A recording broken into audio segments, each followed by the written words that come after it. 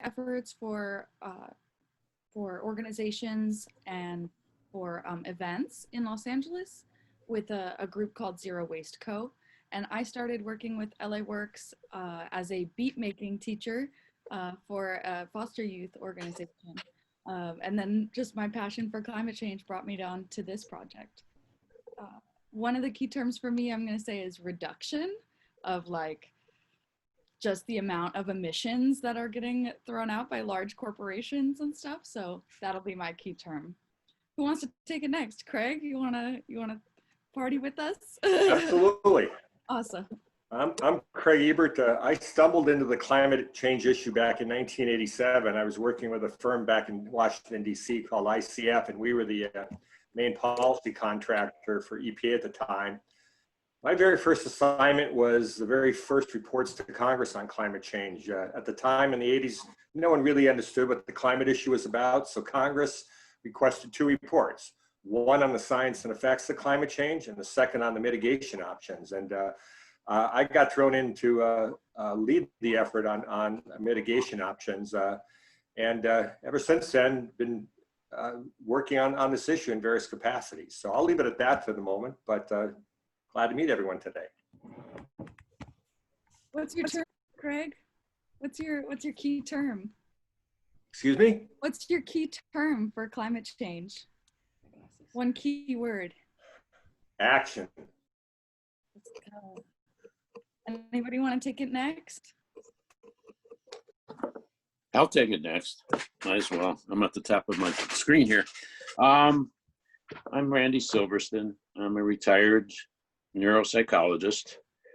And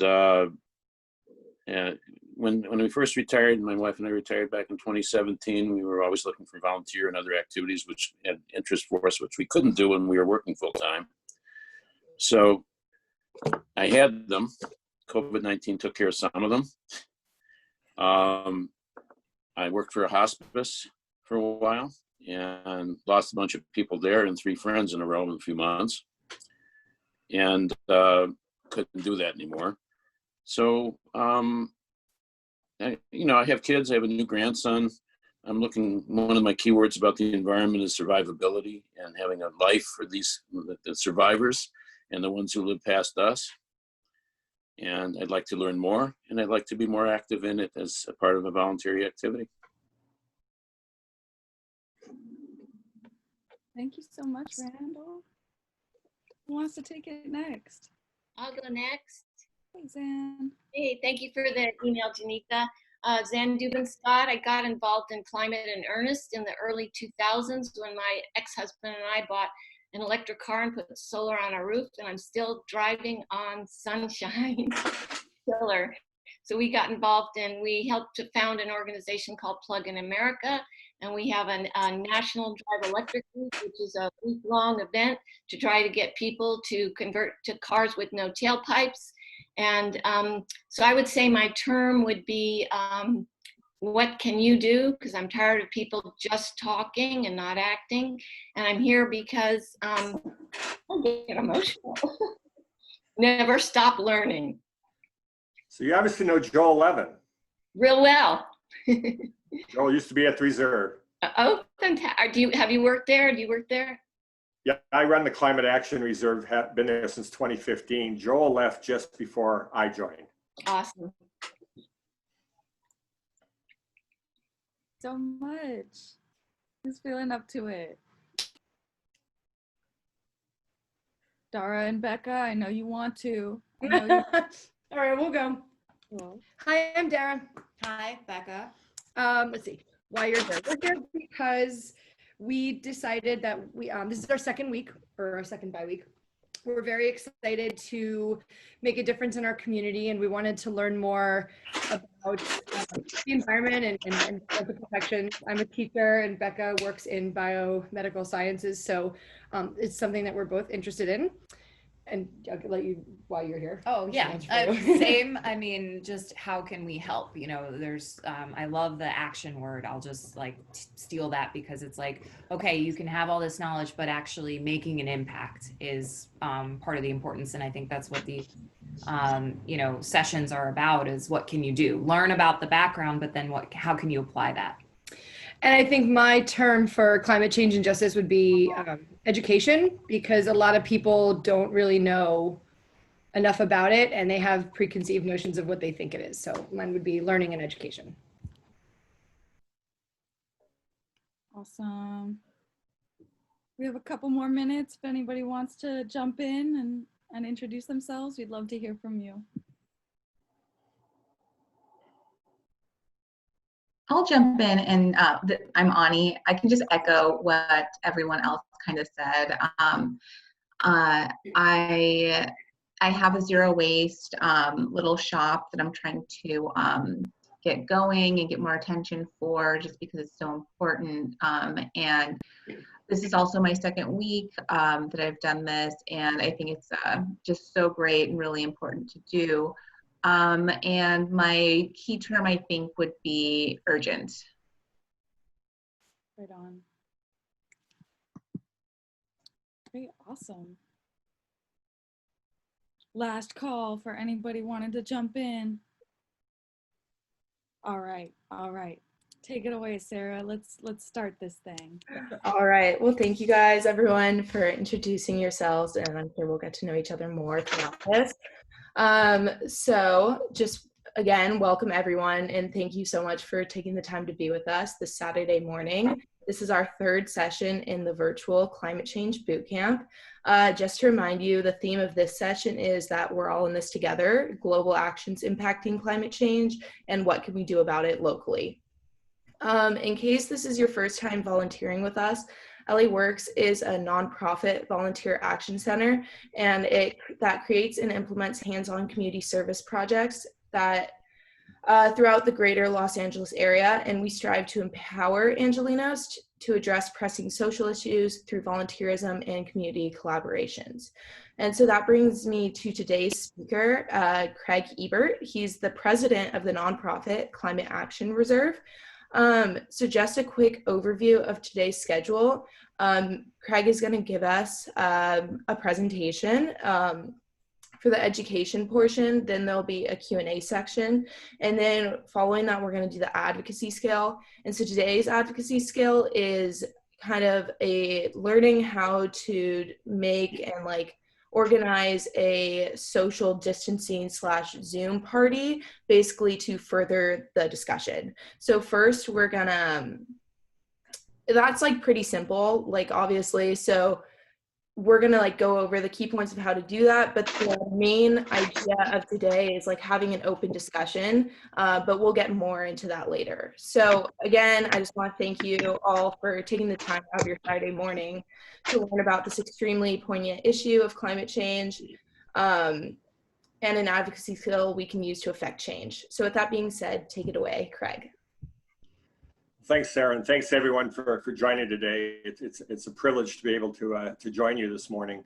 I've got about a 20 to 30 minute presentation, and my objective is frankly just to take just a few of the issues that I think are very relevant for the 2020 discussion on climate change. But as I said at the outset, I've been working on climate policy for over 33 years now. Going back to the last millennium, which basically means I've been working on this probably most of you have actually been on this planet. That's good and bad. What's frustrating for me is that 33 years later, we're still talking about the need for aggressive action. And that, unfortunately, I think is a comment on the human condition as to how we address fundamental challenges like this that are facing our planet. So just wanted to provide that with context. What I want to do here is I'm going to share my screen. Just got a few slides that I want to go through. Just let me know when you can see it and we'll get going. Perfect, Craig. Thank you. Okay.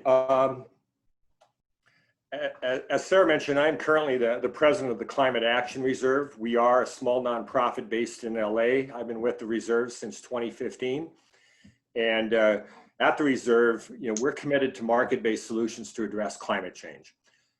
In that regard, we help support California's cap and trade program. We are one of what's 3 approved offset project registries serving the program. And that's sort of our involvement on the compliance side. We also operate voluntary carbon offset registries across North America. Most of it's based here in the US. We've got one offset protocol we developed for Canada. We would have had a full suite. We were in the middle of working on that for Ontario and Quebec when Ontario had a thing called an election and proved that elections have consequences. When Doug Ford won, he came in, killed the cap and trade program, and killed our work on carbon offsets. We're also involved in Mexico. We've got 5 carbon offset protocols down there.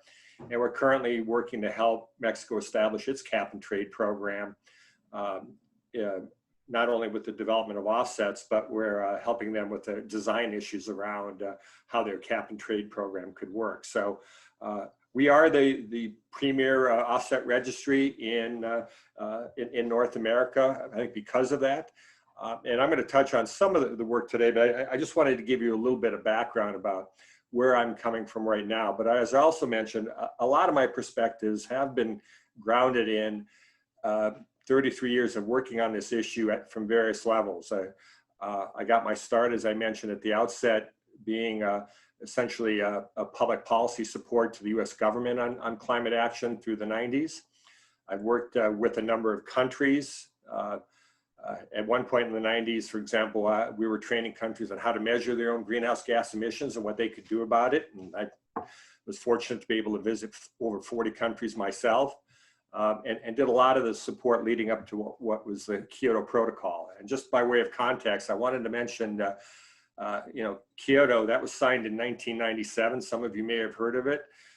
It was signed at the 3rd conference of the parties in Kyoto, and it was the first conference of the parties, a COP that I was at. And I was foolish enough to think that it was the beginning of the end of the climate problem. Time has proven me very unwise in that respect, but it is what it is, and we're all dealing with the outcome of that. So I don't know how much some of you know about the science of climate change. Just to be clear, I'm not a climate scientist. I have my master's in public policy from Berkeley. I actually got my career start as a coal expert, believe it or not. This is back when we were convinced here in the US that coal was our solution to energy independence.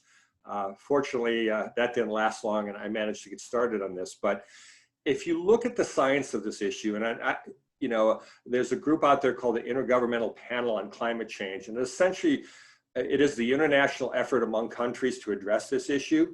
It meets every year to discuss next steps, if you will. And they bring together the world's best scientists. And the takeaway here in 2020, as if this issue hasn't been compelling enough for many decades, is that we are out of time to address climate change. The IPCC reports have basically said that in order to avoid dangerous human impact on the global climate system, we've got to limit net warming to no more than 2 degrees Celsius, ideally no more than 1.5. We're already about 1.1. And what they have told us, and there's a report out there, I'm happy to send the link if you haven't seen it, that they put out called the 1.5 degree report, essentially says the world has to be on a serious decline in greenhouse gas emissions by 2030, or we are going to be facing serious climate change. We're nowhere near that path, and I'll address that a little bit more in a few moments here. But the bottom line is we need action. I am, at this stage of my career, I'm fed up with the intellectual discussions about what we can do, what the best approach might be, ongoing discussions about better ways to measure it and how to deal with some of the accounting guidelines. There's a whole host of issues that, frankly, I think are a distraction from the need for action. And what we need to be doing is demanding that everyone take greater ambition in addressing climate change. And from my perspective, that means quit debating about what's the best approach. We need all those strategies in our strategic tool belt, and let's start moving now. Wanted to talk about what is currently, in many perspectives, viewed as the most aggressive agreement currently to address climate change internationally, and that's the Paris Agreement on climate action that was signed in 2015. at in Paris at that COP, all countries agreed to make a nationally determined contribution. It was a voluntary commitment. None of it was binding. And it was a major step forward in the fact that it was the first time that we had the global community making that level of commitment. What's the problem with Paris? Well, you know, that was definitely a good step, but here we are in 2020, and we're still deciding what the rule book is going to be for many countries to comply with their commitments. One of the key components of that from my perspective is what's called Article 6, and that's essentially the rule book for how market-based solutions can work, including how countries are supposed to trade emission credits amongst themselves. With the notion being, if one country trades something away, that has to be recognized, and they're going to have to fill it in with additional actions in order to avoid double counting of reductions. One of a couple of the tragedies here in the US is, first of all, President George Bush, the second one, withdrew the US from the Kyoto Protocol, so we didn't even attempt to comply with those commitments. And the Trump administration has currently announced plans to withdraw from the Paris Agreement later this year. They made that announcement last year. That was started the clock running on US withdrawal. And I believe that date is sometime in November, December. Needless to say, I'm going to get, frankly, a little overtly political right now. If you care about climate change, the Democrats have to win in November, or the US, as the biggest emitter of all time, will be sitting on the sidelines doing nothing about this issue. And frankly, I happen to like the planet we live on. Haven't seen a lot of parts of it, but I'd like to, and I'd like to see it in all of its beautiful splendor that I grew up expecting. And we are putting so much stresses on this planet. Climate change, I know, is just one of them, but it's a significant one because it's fundamentally changing the beautiful world that we live in. And so, we've got to change that around. And I've got, the points here that I think resonate regardless of the issue, but the time for debate is really over. We need to act now, and we need to act aggressively. And I think all environmentally sound strategies need to be on the table. For those of you who might be watching some of this debate, whether it's here in California or internationally, there's still way too much discussion going on about accounting guidance and what have you. And not to say that that's not important, that we don't need to get it right. We certainly don't want to encourage practices that really don't accomplish their objectives, but there's so much we could be doing that we're just simply choosing not to do right now. So, in that regard, vote this November. One of the action items that the previous administration, the Obama administration, had taken was called the Clean Power Plan. And it was simply an attempt to begin to address the climate issue directed at the electric utility sector, where virtually all of the coal and a lot of the oil and gas in this country is consumed. If that Clean Power Plan had gone forward, we probably would have had about 3/4 of the states involved in a integrated cap and trade program right now. That's speculative at this point, but that was the guidance that the US EPA was working on, was how states could meet the requirements of the CPP by establishing their own program.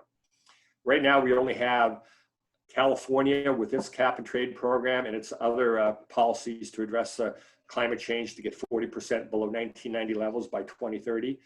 And in the East Coast, we've got the Regional Greenhouse Gas Initiative, which is now a collection of, I think it's 11 states, where their electric utilities have agreed to limit their emissions. Beyond that, not to say there's nothing going on, but it's very limited. So whether it's a Green New Deal or whatever program is considered out there, we need to embrace something like that. The skeptics on climate change often push back and say it's too costly, it's a job killer. I find that just incredible. If anything, the path to sustainability is going to generate a lot of jobs, and more critically, the 21st century is going to be one of the hallmarks of it, unless we're miserably unsuccessful, will be creation of a clean, sustainable economy worldwide. And that's a competitive chase right now. who's going to develop the technologies and the policies to get us there? Right now, the U.S. is sitting on the sidelines thinking that it's just too costly and not needed. And frankly, that's not helpful. One of the, I mentioned I went to public policy school. I've done a lot of consulting at the national, international, and state level. Also worked with a lot of corporations on climate issues over the years. As I mentioned, I thought that the Kyoto Protocol would have been the beginning of the end of addressing the climate problem. But here we are in 2020. We're still trying to figure out what the next steps are. The rule book for the Paris Agreement signed in 2015 is supposed to be hammered out at the next COP. It was canceled this year, or postponed, if you will. That will now be in Glasgow, Scotland, next November, we hope. And maybe they'll get to the rule book. But it's one of the shocking personal conclusions I've come to after having so much faith in the international decision and the public policymaking process is that we're all going to fry if we wait for governments to lead on this. They're simply going too slowly. Even if Paris gets fully implemented, and we accomplish all of those reductions, the rate of warming is going to be about 3.5 degrees centigrade. Remember, I said we got to get it to at least below 2 to avoid dangerous climate impacts. So, Paris isn't even enough. And a lot of countries and organizations realize that, but it's not as if we're doing anything about it. So we're beginning to see finally the private sector, who's frankly the source of most of the emissions, take this issue more seriously, not seriously enough. And I'm not saying that they don't need the push of demands from local, national, and international discussions to move them further along.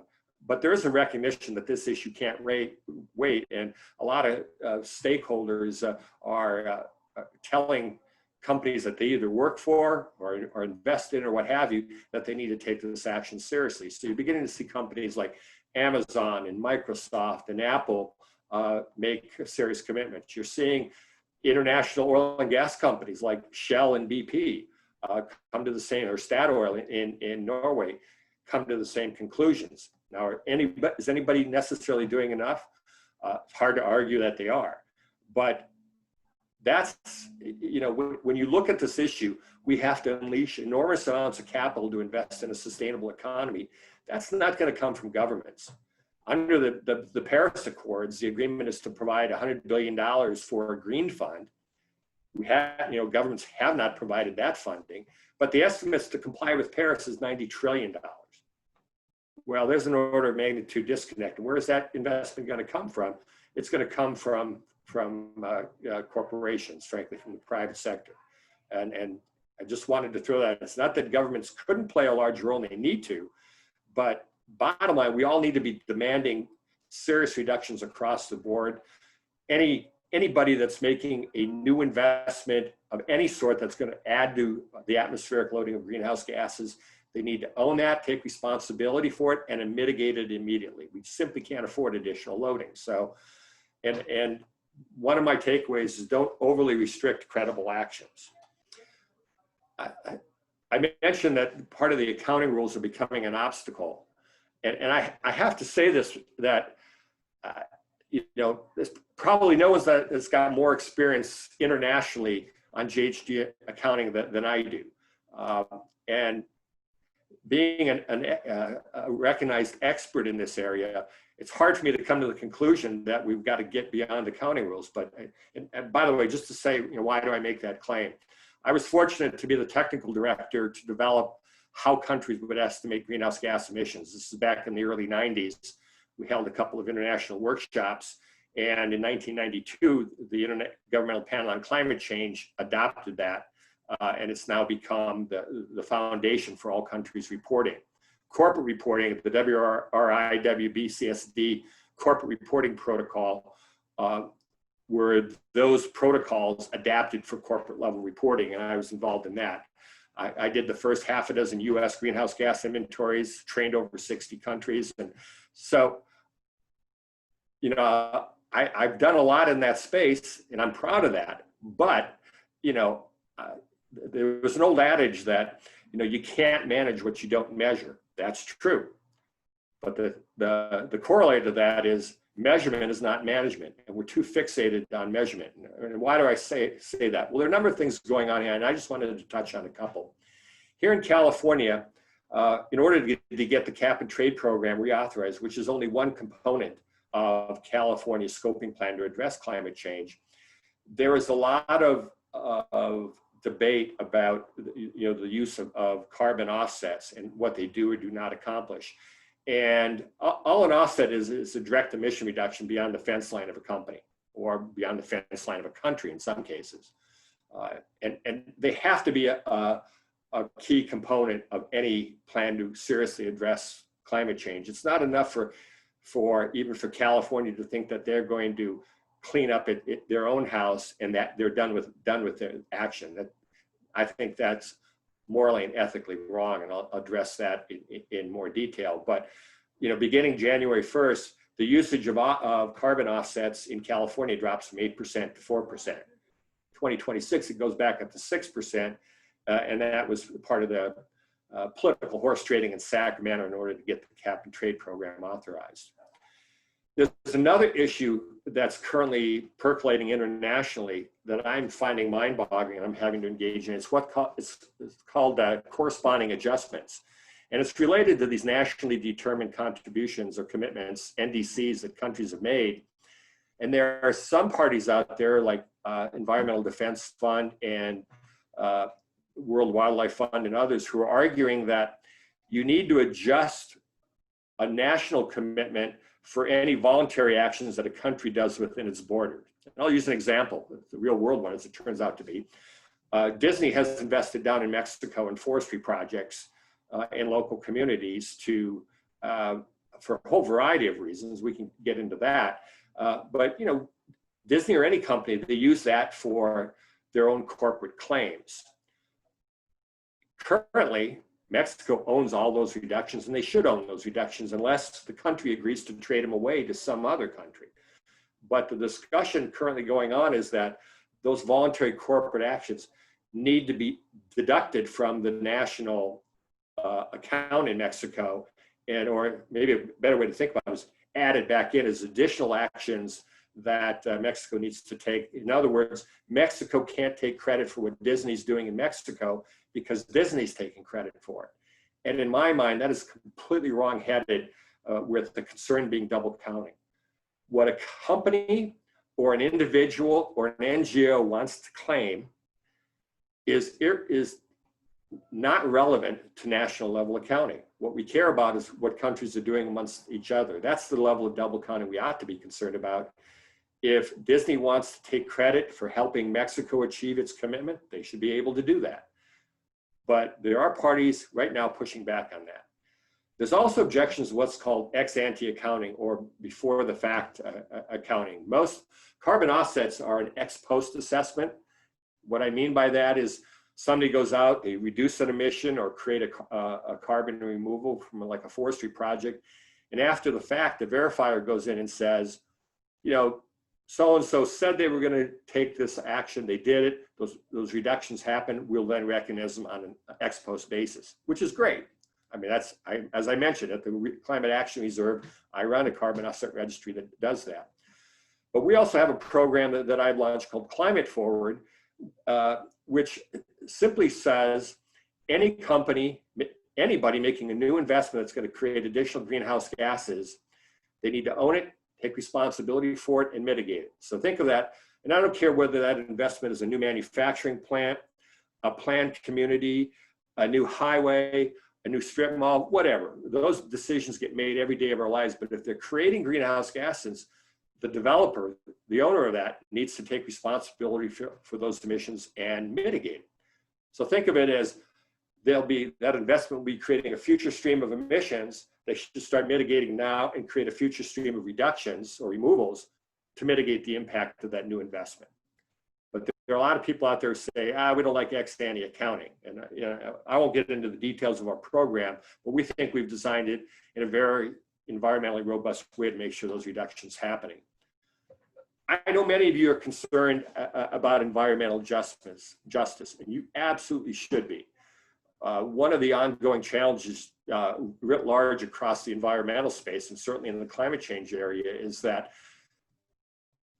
so many environmental challenges often affect poor communities, communities of color, and it just has to stop. We have to recognize how imbalanced that approach is. And I deal with this on the carbon offset side. The political debate here in California has wrapped its head around the notion of carbon offsets, that somehow offsets are helping to create some of these local air quality problems that we're addressing here in California. And fundamentally, that is not true. And at first blush, the argument is, why allow, isn't an offset, allowing a company that has to reduce its own pollution, allowing them to go elsewhere to reduce that, isn't that allowing them to continue to create that local air quality problem? That's a legitimate concern if you understand the science of that local air quality problem. But on climate change, greenhouse gases are not creating those local air quality problems. CO2, N2O, they're simply not. And I'm happy to get into that in more detail. But I wanted to flag that as very relevant here in the state of California. It's also, I think, a difference of opinion between the urban EJ communities and the rural EJ communities.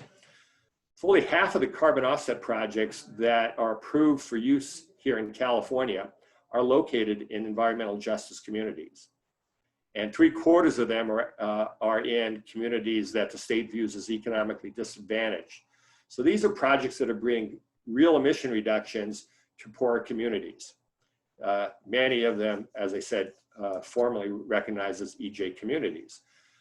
But the reason that issue often gets overlooked, and this is and I dealt with this in the renegotiation of the cap and trade program, is that the rural voices, the dairy farms, for example, out in the San Juan Keene Valley, don't have the same voice.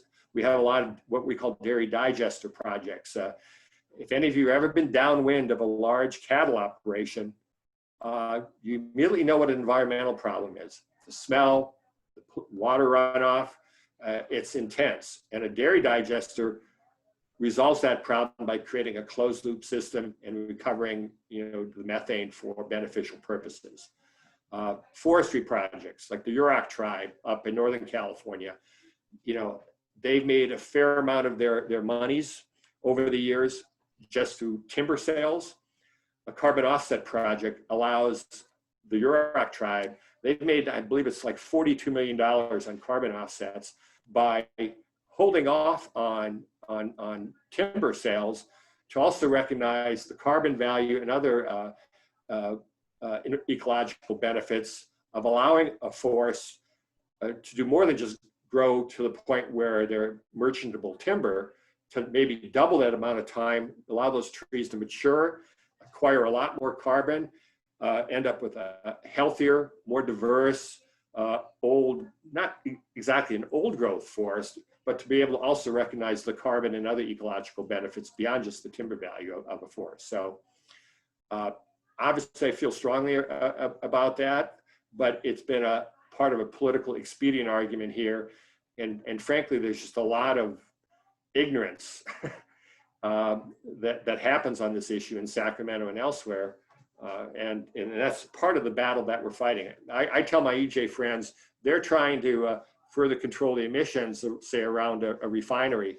I want to shut it down, which is really what has to happen. They just have to go. So I mentioned some of these issues already. In addition to the 4% limit, having the use of offsets, half of the offsets that are going to be used have to have what's called a direct environmental benefit to California. Some of us would argue that a reduction anywhere on the planet from a climate perspective benefits all of us.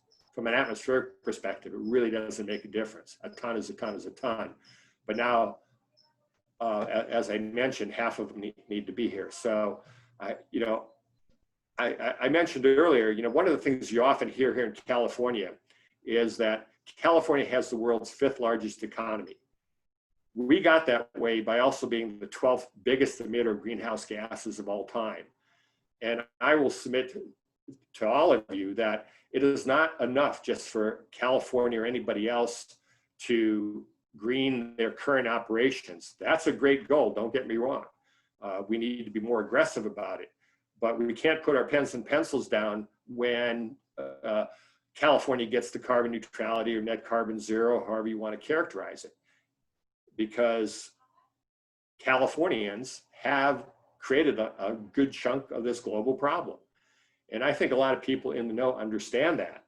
But my point is that even once, California's already well on its way to greening the electric grid. We obviously need technological revolutions in terms of electric vehicles to make sure that they're more widely adopted, but we can green the transportation sector, and we can do other things to really get to net zero here in California. But at the end of the day, that's not, I think from a moral and ethical standpoint, it's not enough for California or any of us here in the US to accept that. The US is by far the largest emitter historically, and we won't be able to wash our hands of this argument simply once we get to net zero. So that's just an overview of a number of issues. Happy to take any questions. And I'll go stop at this point and we can go from there. Thank you so much, Craig. I think we can stop sharing the slides. Awesome. And then I know I have quite a few questions written down. If anybody else wants to start us off with questions, feel free to jump in. Or you can also write them in the chat anytime. I guess if nobody wants to start, I'll just start with a question. Yeah, go ahead, Nia. I want to ask, how does carbon capture benefit our communities, or how can we work for these kind of larger projects that are largely in the hands of corporations to make happen, actually make a difference in our local communities? And just to be clear, with carbon capture, you're talking about a technological process to capture the exhaust gases and prevent it from being emitted, as opposed to a removal from like a natural climate solution. Is that the question? Yeah. Good question. We actually held a webinar just about a month ago on carbon capture and storage. I've always been skeptical that it's ever going to be a viable option. There has been enough technological advances that in some circumstances, it can be apparently relatively cost effectively implemented. I say I'm skeptical because fortunately we're in at least here in the US, it is cheaper right now to build a new wind farm or solar PV farm than it is to operate an existing coal plant. So the market is speaking and these things are shutting down, and never fast enough, but they are shutting down. Internationally, it's a different story. There are a number of countries that have an energy deficit, if you will, in the sense that they don't have rich resources, and they don't have, and many of them are the bigger developing countries or mid-sized developing countries, where the reliance on coal, whether I like it or not, or you like it or not, is likely to continue for quite some time. And I'm not saying we should abandon trying to insist that they get on a clean energy path and use whatever resources they have. But there's a lot of coal plants out there right now, and we may frankly need to retrofit them with CCS technologies. So I'm not here to advocate for that as a great solution, but it may need to be part of the puzzle, because otherwise you're talking about, for a lot of countries, of essentially mothballing existing plants that have a few decades of useful life left. And yeah, in a perfect world, it'd be great if everyone just shut them down and built something clean. Who's going to pay for that? So that's going to be part of the debate moving forward. But I can see where CCS applications in some cases are going to be necessary to make sure that we can stop those emissions of greenhouse gases from those large coal plants. Sure. Yeah, we actually had our last meeting with this group about carbon capture and sequester.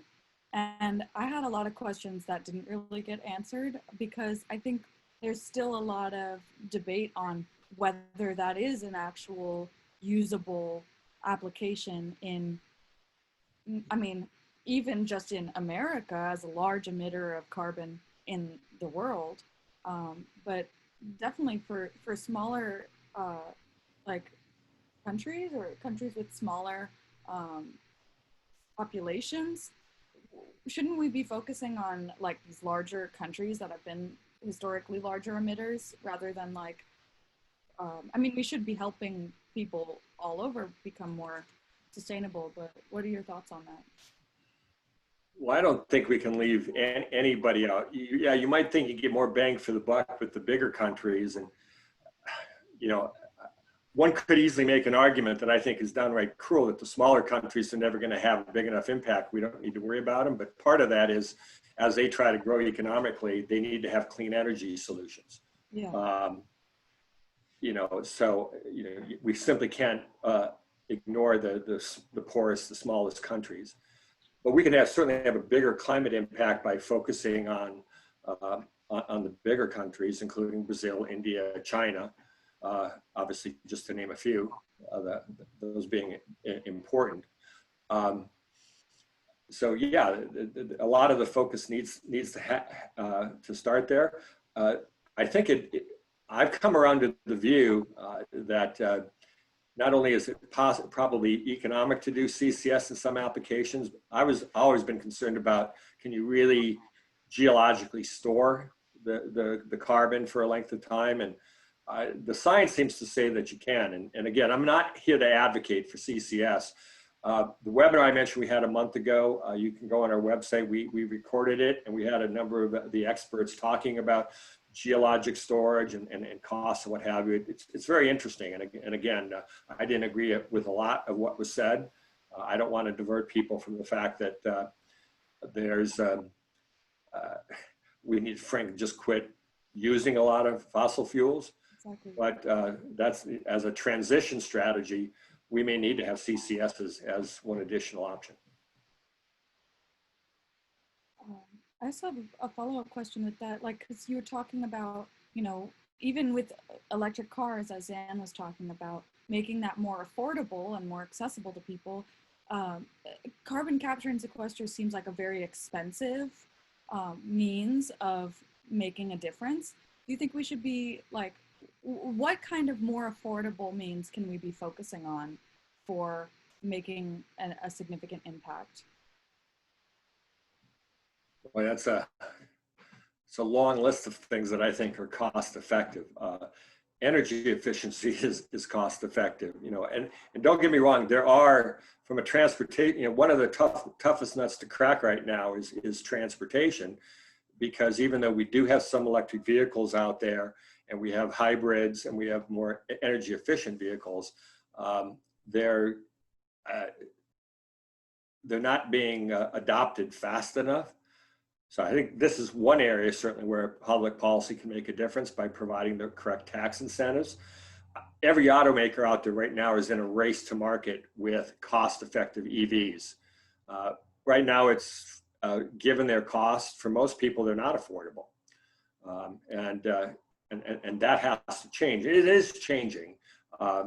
You know, I think over this next decade, we're going to see a complete transformation of the transportation sector. We have very cost-effective EVs, but we need to accelerate that trend, and we can do that through tax incentives. We can help build out a charging structure. We're already, a lot of people aren't probably paying attention to it, but EV technology is probably very cost-effective right now on large vehicles, buses, heavy-duty trucks. The ports of LA and San Diego and Long Beach are looking and are already using trial methods with driverless EV, bringing product into the Inland Empire and elsewhere. And you know, I think that's likely to be a major revolution in the next few years. But it's certainly not happening fast enough. So there's a lot that needs to happen on the transportation front. And you know, one of the tragedies of this COVID crisis is that it's going to hammer public transit. I mean, until we feel as a society confident that one can jump on a bus or a train and not worry about, getting the COVID virus, it's definitely going to depress ridership. That's how I get into downtown LA. I mean, I would go into we're all working from home right now, and we may become a virtual organization, but I'd go down to the office a couple of days a week, and that's how I got there. I'm going to think twice about doing that next time, and I think a lot of people will. So that's another challenge as well. But we obviously have to build out public transit for a lot of folks and get people out of their cars. When I lived in Washington, D.C., everyone took the metro to and from work. Most people did. At least it was highly utilized, at least during rush hour. A lot of people here in LA don't even know that there's a metro system. And if they do, they're not using it. It's actually a nice system. It's very cost effective. But, we're not encouraging people to use it. I live out in the west end of the San Fernando Valley. And there's no easy mass transit around here. I'm a couple miles from the Orange Line, so I'd drive over to the Orange Line station in my aging Camry hybrid, park it there for the day, and take the bus and then the red line down. And that's fine, but it's not as accessible to a lot of people than it needs to be. LA's slowly building it out, but we have to convince people that that's the way to travel. And it blows my mind that people are willing to just sit in rush hour traffic around here for an hour and a half when it's the same amount of time to jump on a bus or a train and go to your destination, but people don't do it. Could I just add one little note on electric vehicles? From a practical standpoint, many models are now on the market used. So if we keep repeating that they're unaffordable for most of us, they're out there used, is all I can say. Do a little research. I'm all for mass transit as well, but they're not as expensive as many of us think. And even the Tesla, if you can afford that. Used, it's expensive, but the Leaf, I mean, you could get one for something like $8,000. So thanks. Good point, Zan. Yeah, I certainly didn't mean to imply that it was all just for the wealthy. The costs are coming down. There are a number of models that are even newer, are reasonably cost effective. And you're right, used vehicles are out there. I do have a lot of confidence that we're on the cusp. That a lot of automakers they're solving the range problem, the chargeability issues, and costs are coming down tremendously. So I would think I'm hoping within 4 or 5 years, there's a lot of very cost-effective options on the market, and we won't hopefully be having this discussion.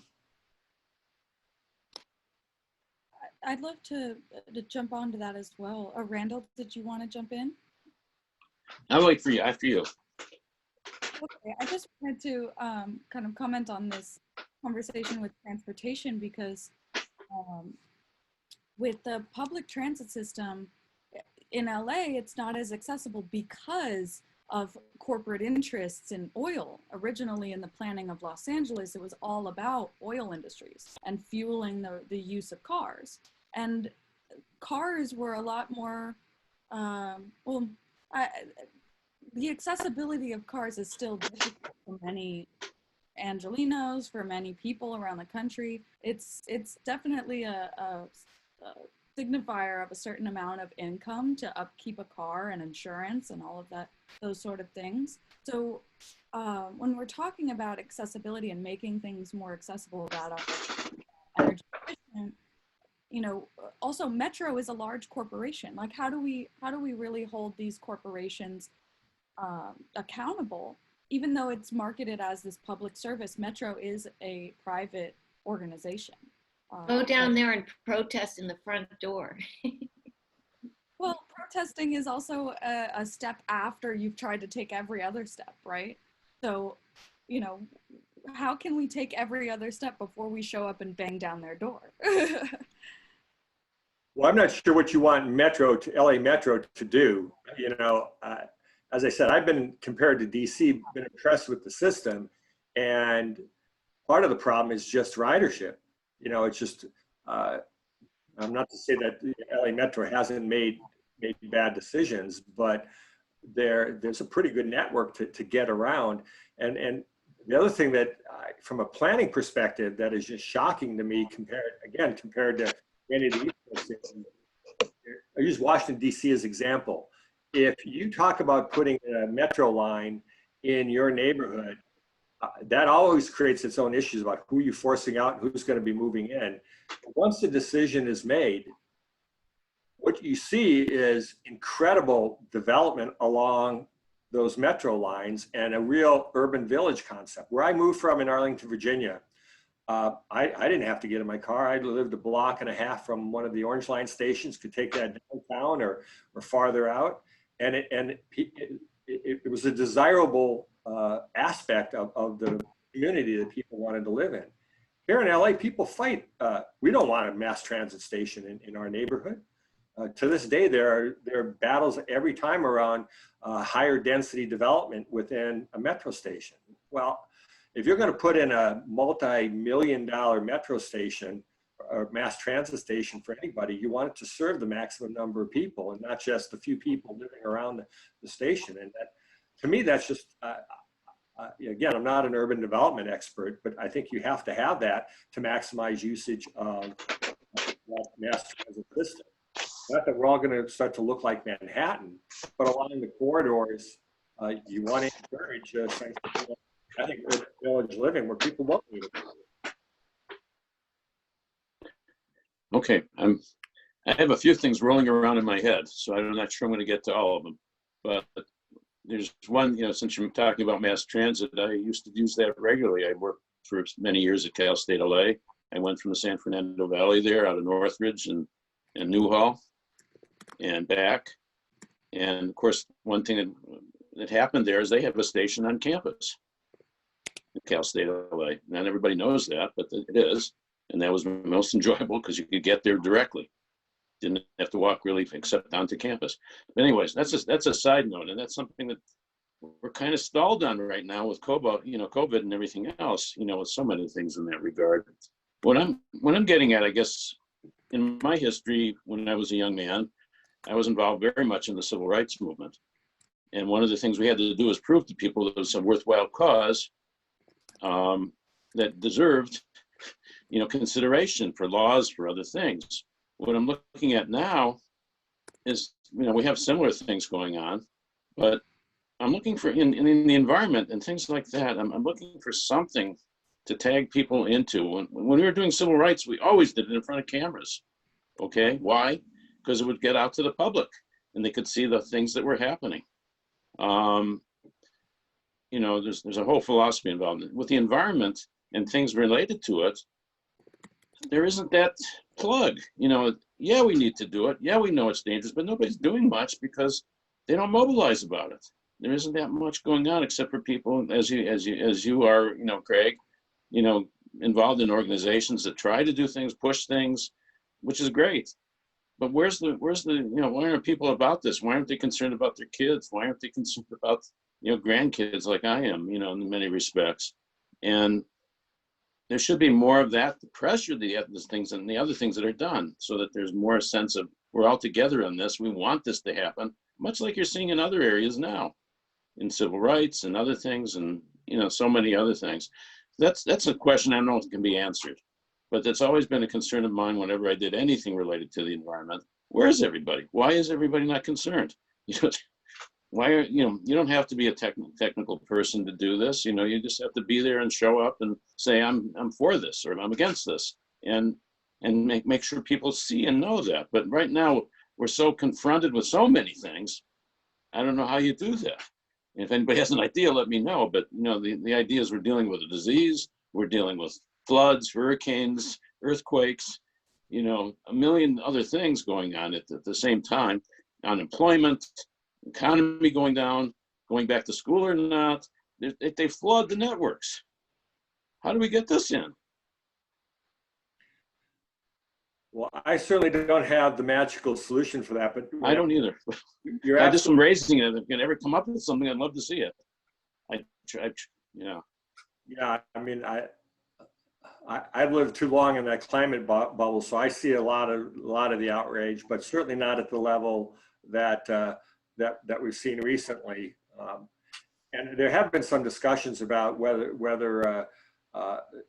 Black Lives Matter and the COVID crisis is going to somehow transfer over to the climate crisis, and we'll learn our lesson. I wish I could believe that, but I'm not convinced, because we're still living in. First of all, people still perceive these impacts as long-term. No, I mean, they're happening today, and I think we are making a lot of progress with people understand that. Politically, when you have one political party that's decided that denying the science from the get-go and just creating confusion about it, and frankly backtracking on whatever progress has been made, hasn't been helpful. I mean, we're literally, to say that we're in an intellectual backwater on climate change would be an understatement. We're being incredibly foolish from a short-term perspective, and that has to change. I don't know how you get people to just think more rationally about it, because you can't dispute the facts, but they do. Well, over the years, in various colloquia and presentations to government and other things I've done over, I don't know, God knows how many years now, I was always talking about prevention, which is not a very popular topic amongst most people. They like to confront things when it hits them in the face, okay, not otherwise. And when I go in and talk about how, well, you can prevent gangs, here's what you do. Well, that didn't go over big. They wanted to do other things and have more police force and all the other kinds of things. But, I'd say it, get on the papers, get in the news, on the news, but wouldn't go any further than much than that. I said, yeah, we can do something about that. We can do something about this too. But it seems like our species is not really good at prevention, much better at dealing with something that's happening right now. And occurring to you at this point in time. And with all the overlay of news and news media right now, how do you get in something in the environment anyways, that anybody's going to want to play, put into play on, on our screens? I don't know. I would love to interject. I think from what Randall is saying too, a lot of this, there is so much going on with all of the social justice issues and COVID. People don't act until it affects them personally. I feel like as a society in general, humans are very selfish. We live in a country that's very self-indulgent. I see it with my students. I see it with my colleagues. I see it with friends. People will not act until it affects them personally. And the other point Becca just made is that if it's too complicated, they don't want to learn. It has to be presented in a way that is accessible and almost made simple, because people are constantly thinking of so many different things. And one of the things I studied in grad school is that sociological impact of when there are big society problems. It's that people will shut down and they can only focus on one. I'm so sorry. They can only focus on one thing at once. So, and I think with regards to climate change and to the environment, when I personally watch something like Planet Earth, I get so moved and I want to change and I want to help. But then again, you're overwhelmed with, well, what can I do? What can I do? So giving people concrete options that are not simple, but just baby steps, I think can help. Because I know for me, I want to just jump right in and do everything. And that's not, it's overwhelming and it's not sustainable. So providing and presenting options to people that are more user-friendly, I guess. And then to the other point of transportation. So we're both from New Jersey originally. We lived in New York for a long time. I never had a car till I came to LA. And I didn't have a car for the first year I lived here. And I took the train and the bus. I will tell you, I got mugged at a train station in Universal City. And I watched a man do really inappropriate things on the bus. Coming from New York, public transportation was nothing. You took it 24 hours a day. It is a little bit more scary in a city like LA. And I think and I know my husband takes the bus to work sometimes, he won't let me take the train by myself anymore. There's a lot of, I think, elements of crime that prevent people from getting on public transportation, myself included. And so until we can even address that issue. Also, I live in Santa Monica. When the train station was put in, crime went through the roof. And we had something go on in our neighborhood. And when the police came, they said, as soon as the train came in, you're having there's just a mass influx of more people coming down into the area. So I think neighborhoods are more skeptical about opening train stations. But we were just saying, if they would put a train from Santa Monica all the way up to the valley, I mean, it would be great. We could prevent drinking and driving. There's so many things that would help. But I think until they address the safety issue, people are a little bit more apprehensive of taking it. So I just wanted to throw that in. Okay, hey, so that's a really, I had a couple points. I think that was Dara who was talking, not Becca. Okay, great. I agree with you that people don't really try to do any change until it affects them. I live in Eagle Rock, used to work, I mean, I still work there, but working from home, worked in Santa Monica, and I would take 3 trains, and it was an hour 40 one-way commute, and it was basically the same thing in a car. So I started getting really behind the transportation thing, and they're trying to open up a bus rapid transit line on Colorado and Eagle Rock, and the NIMBYs came out in full force. They're like, what about the crime? The crime's going to go up if we get this bus rapid transit line in Colorado. Our businesses are going to be affected. Like, we don't want this here. And they were only thinking about themselves. It's like, I don't understand why these people can't just take another, another connector, like another bus. And it's like, these people are probably already on like an hour long plus commute. And you're just like, let's just do another transfer. It's like, people just don't understand how to see someone else's perspective. And that, I think, is the really important thing in getting people behind the climate crisis and trying to advocate for change. So yeah, that's just kind of what I want to say. I feel like the sociology of it is really the big thing. How can we get people to see that this is actually a problem, and it might not affect them directly, but they still need to make these changes. That's a great point, both Laura and Dara, about our communities and literally the changes that we want in our communities to help connect us and help make changes. And I just wanted to comment that that's also a large part of the conflict between corporate interest and communal interest, and the way that a lot of these solutions are like big corporations have to fund these things. And then we have communities fighting like, I don't know if I want this, or we actually really need this, but how can we come together as a community to fund these projects and not see it as something that's going to be like $1 million. It has to be like a large corporate interest investment. Kate, did you want to jump in, and then Jasmine? Yeah, somewhat related to all of this, but also kind of on another note, as we're talking about like corporate interests and communities being at odds, and sort of the power of like the current movement with, you know, America suddenly talking about its systemic racism. I just, you know, I think more people are becoming aware of environmental justice issues, and that's definitely a possibility where, like, you know, Black Lives Matter movement could transfer some energy to the climate movement if, you know, we understand this intersectional issue.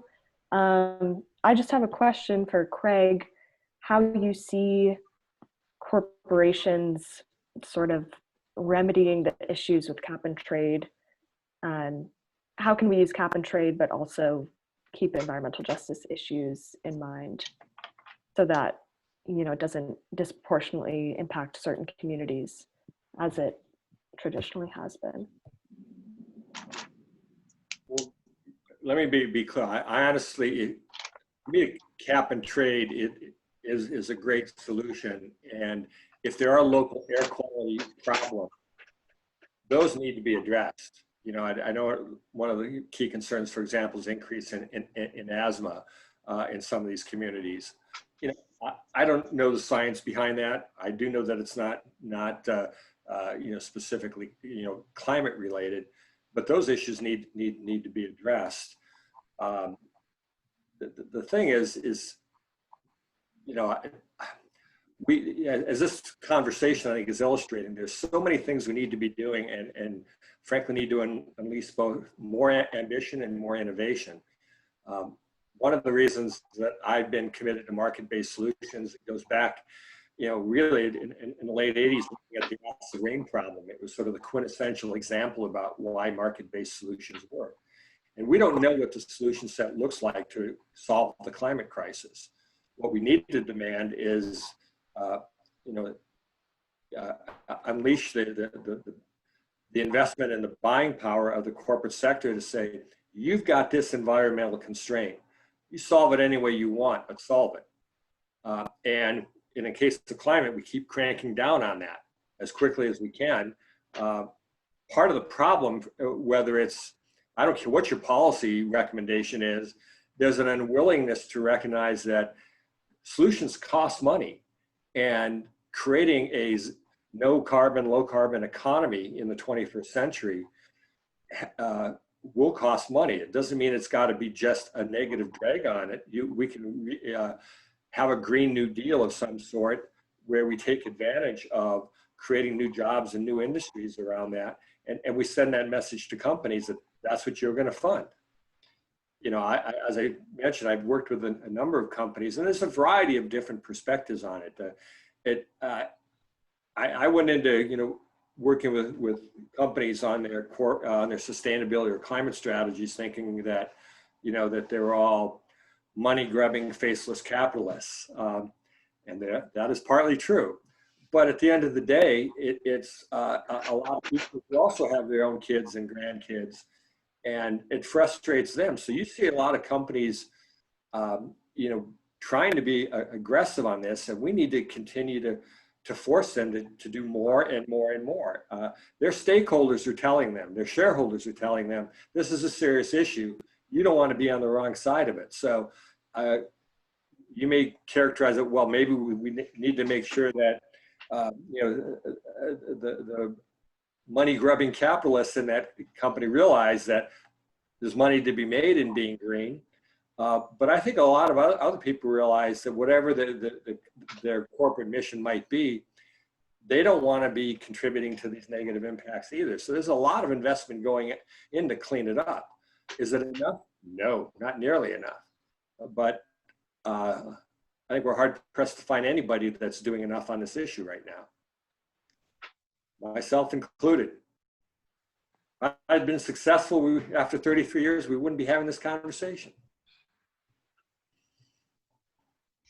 Hi, I'd love to chime in. I didn't introduce myself. I was having tech issues, but I'm Corey too, as you can see. And I'm not even going to give you the history. I work for Kaiser Permanente now, but I did study the environment and traveled a lot. And Al Gore spoke to me. He did a flip chart before we even saw the movie. And pretty much I can say Al Gore was the one who made me an environmentalist. Okay, so there's my background, but I just wanted to chime in because I think I'm hearing kind of a lot of the same issues and out of different voices, which is one, I feel like climate change out of all these environmental issues is one that's very, it's one that's more overwhelming, right? I don't really know the science. I just have to trust people, right? And I don't really know the deadline on it.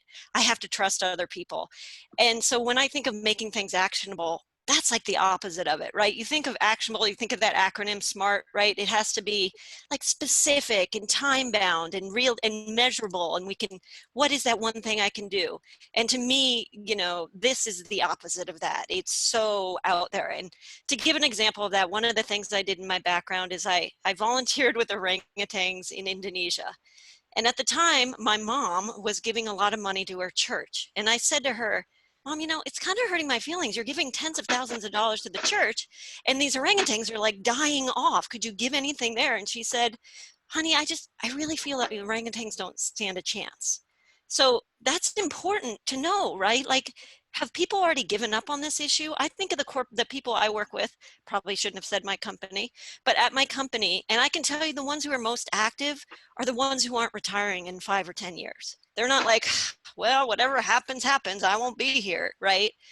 So then I think of Jasmine, last thing. I think of Jasmine's thing that she posted her question about what can we do for high school students? Well, you could take a problem that's this big and say, how can we make it smart, measurable, actionable? Because that's a good life skill too, right? So anyway, those are my thoughts on it, but great discussion. Thank you. I just say one thing related to the science. The science can get very complex, but I said at the outset, you know, while I'm not a climate scientist, you know, there's virtually universal agreement that the climate change is a serious challenge to humanity. Every National Academy of Sciences on the planet is in agreement with that. This is not an issue for debate. And if any of you think that this is sort of a knife edge issue, it's just not.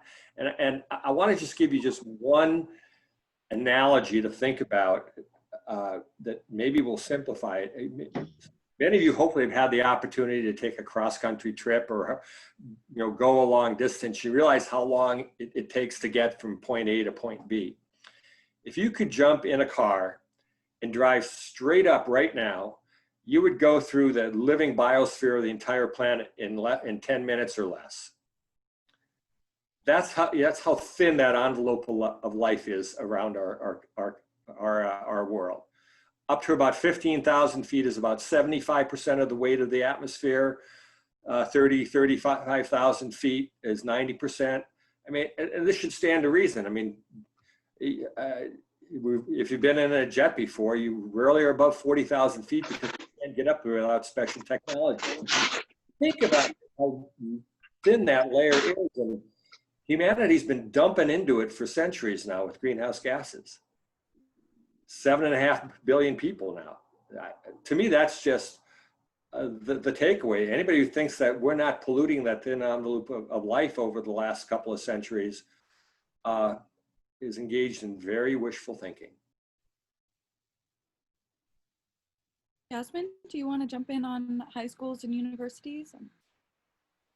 Yeah, sure. Personally, I'm going to be applying to LMU, and the supplemental question was asking about climate change, and I was like, wow, what do I actually really know? So I just wanted to know what are some things that high school students specifically can be doing, because they have us doing community service, but I know every school has a different amount of hours that you need. Personally, mine is 40, and I don't feel like I know what to be doing to help climate change, especially because I feel like no one else in my grade or like age range really cares when it's going to be affecting our generation and the ones after us. So I just want to know what we can be doing.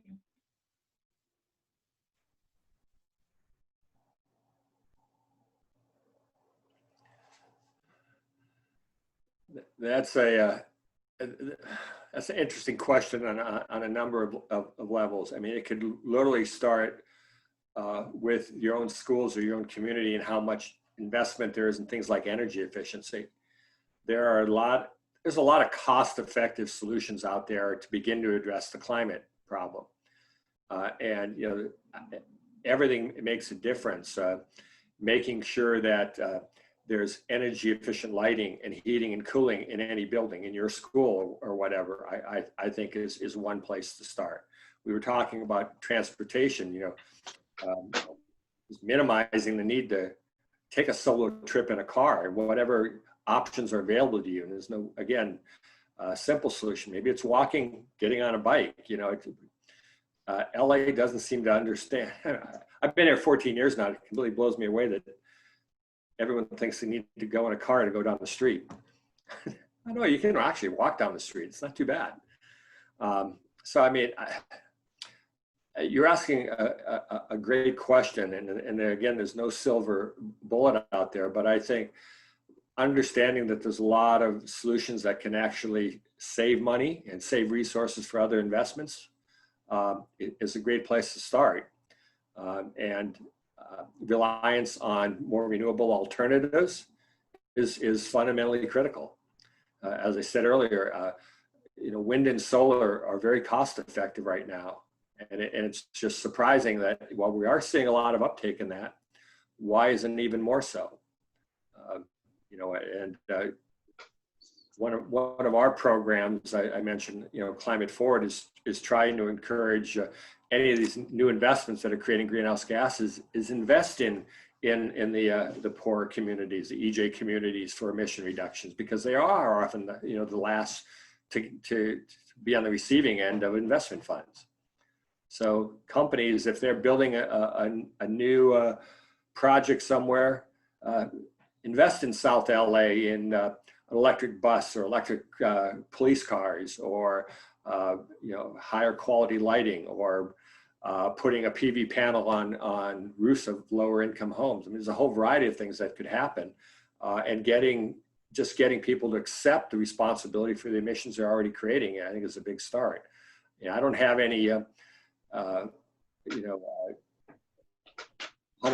certain solutions that you'll get there, but it's the little things that start to add up, and that'll make a big difference and start to change mentalities that we can do something about this. And it's not a long-term problem; it's here today. We haven't talked about something like sea level rise attached to climate change, but Southern Florida's gone. I don't see how we save it just because of the amount of sea level rise that's happening. Good chunk of our coastlines will be gone because the sea levels are going to rise. And it's a tragedy beyond belief. And yet we're watching it happening, and we're failing to do retreat. Millionaire homes overlooking the Pacific Bluffs, want action to build some incredible seawall to save their property. Mother Nature doesn't care where you live or how much money you got. It's going to take that cliff. So it's the need for action is just mind-boggling. And we are making progress. Just in the last couple of decades, being able to make that comment about renewable technologies, that's to me that's actually an outgrowth of partly of the Kyoto Protocol, which many view as a failure. But to me, one of the successes of it is that all around the world, people started experimenting with putting in solar PV panels and wind turbines. And it led to a dramatic reduction in costs, a lot of learning by doing. And I think we're all beginning to receive the benefits of that. And it just indicates with that type of commitment, encouraging people to try new things has now given us a great slate of options that's fundamentally given California a chance at actually meeting its target. The best thing they've done so far is green the grid. And there's still progress to be made there, but we're well on our way. Everybody needs to do that. Can I get back to K through 12 for a second? Because that's where the question was coming from partially. But we know all the other stuff. God knows there's too many things. But getting back to school is an initial issue, which is going to have to be posed at this point. Is how is that happening? Where is it happening? How is it happening differently here, there, and everywhere else? And then maybe if we get this resolved at some point, we can start getting into the issues we're talking about that anywhere from elementary to high school, secondary can deal with. Right now they're just trying to figure out, how do I get to school? Am I going to be in school? Am I going to be at home? Am I going to be standing 6 feet or 8 feet or 12 feet now, whatever it happens to be, because it's changing?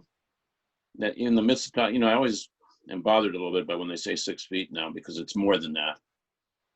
And nobody seems to be change anything about it. It's still 6 feet. The thing can still be in the air for much longer than that.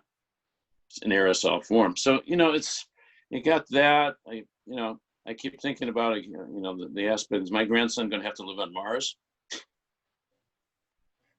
Is that what it's going to be like? And in that sense, I wish I could join if that happens, but that's another matter.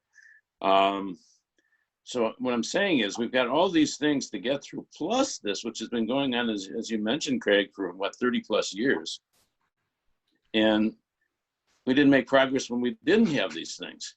How in the heck are we going to get this going? I mean, it has to go. Something's got to happen. And the pressures have to come from somewhere. And if it's not, as I said before, in your face or in front of you, where you have to deal with it, it just doesn't happen.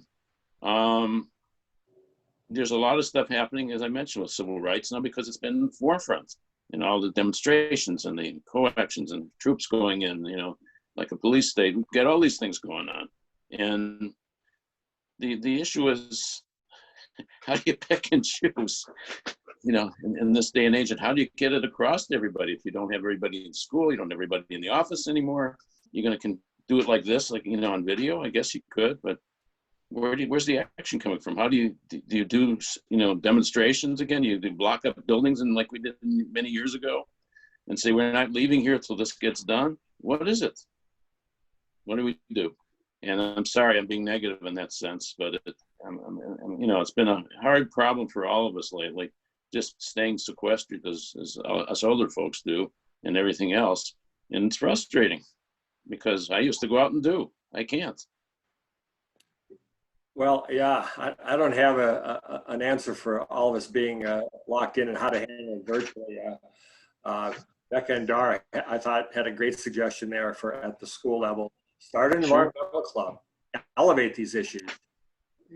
Yeah, the comment was also made that, you know, younger people are more passionate about this. Generally, that's It true. should be. I'm extremely passionate about it. There are a lot of folks at all ages that simply, it's not resonating with them. We're also in an intellectual backwater here in the US because of our politics of this, politicization of this for the last couple of decades. And it's just completely stupid. If you go to the EU, they definitely have much more aggressive targets, and they're making a difference. And again, not to hold them out as some panacea, but at least they're not having these foolish arguments denying the facts and the science and simply ignoring the issue. It's we have to demand more out of the leadership, and you know, at the school level. Making your issues known, getting people organized. You're going to have a lot of your fellow students that feel the same way. Demand a voice, and let the powers that be know that you want to be talking at school sessions. You want the school board to take serious action at it. You know, Randall, your point about sit-ins. Yeah, that's how I remember we got stuff done back in high school. Yep. People don't like confrontations, but they realize, oh, maybe there's a serious problem here. And people do like to make problems go away. And if you're in their face enough and they think that there's a solution that they can implement, you might make some progress. I would love to jump in really quickly. I'm actually a teacher, and I've worked in public schools and I've worked in private schools. And one of the things, and I teach history, one of the things that we do when I talk to students about the Industrial Revolution is we talk about how this is sort of one of the causes of everything we're going through. Obviously not the only one, but it always sparks a really great debate between students about emissions and how it started so that they can actually tangibly see how we got from A to B.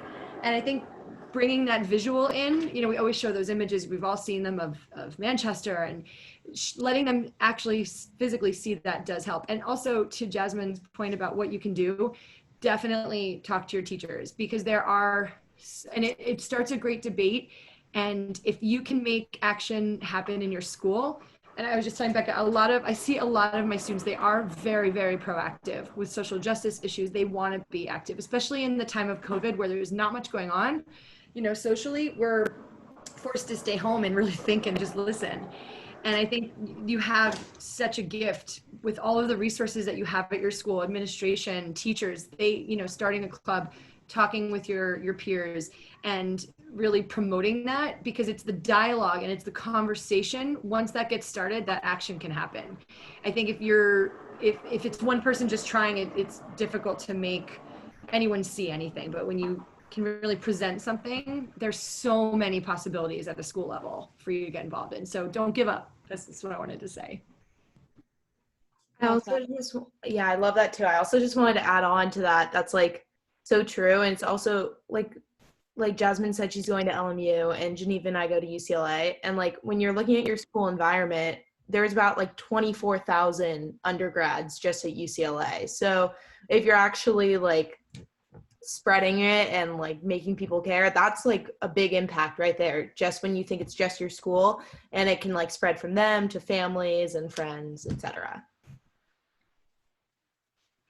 Yeah, I think that's a big part of what we wanted to focus on today with our action activity, is really like taking these conversations that we're having right now and focusing on, you know, what are some key things that are important to us that we want to utilize in conversations that we start with people. Yeah. How could we kickstart, you know, a club at our school if we wanted to start a club or some kind of accountability group with our friends, our peers, our leaders, people that inspire us. What can we push in our conversations to kind of chip away at these larger issues that we're facing, and build awareness on it? So I'm like, I have one more thing that I want to ask, but I'm also willing to like, we can transition. We have 5 more minutes before we were planning on doing that. Um, is it cool if I ask this last question? Yeah, I think Geneva will ask the last question, and then I haven't wanted to stop anyone's discussion because it's been going like great, but I think we're going to go to the next part, and basically we're just going to discuss something short and like come back to talking again. So go ahead, Geneva. Thanks, y'all. So my last question is just about like the culture of environmentalism and the kind of culture that we've been facing, especially in America, being a large capitalist nation, being a country that has a lot of corporate interests that are holding a lot of wealth, and that are pushing their own projects that we don't always know about or are able to really make a difference in. We're talking about creating new economies, and we're talking about creating an economy of environmental justice. How does that really, how can we start the conversation on that culture shift of really prioritizing communities and holding these larger corporations accountable for their, big projects? Or, we look at documentaries like Before the Flood or Ice on Fire that are talking about a lot of big corporations and their fun projects. But how does that translate for our communities? How does that translate for our businesses and for, a local level, shifting that economy to be more prioritizing of us? Does that make sense as a question? Okay, cool. A lot of aspects, to that,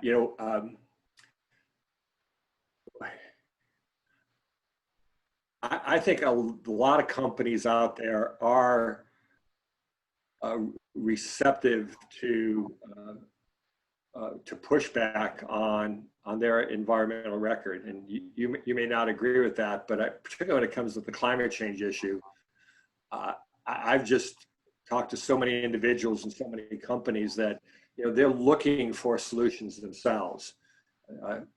Are they always concerned about what is it going to cost? Yes, that's part of the thinking that goes on. And my frustration actually is that I think that companies are too often allowed to compartmentalize an environmental issue or a lot of social issues. And what I mean by that is they'll hand it off to one department and they give them some modest budget, and that's the extent of it for a lot of companies. And when it comes to the climate crisis, we don't have that luxury anymore. It's got to go right up to the C-suite, and it's got to be fundamental to every decision that they're making.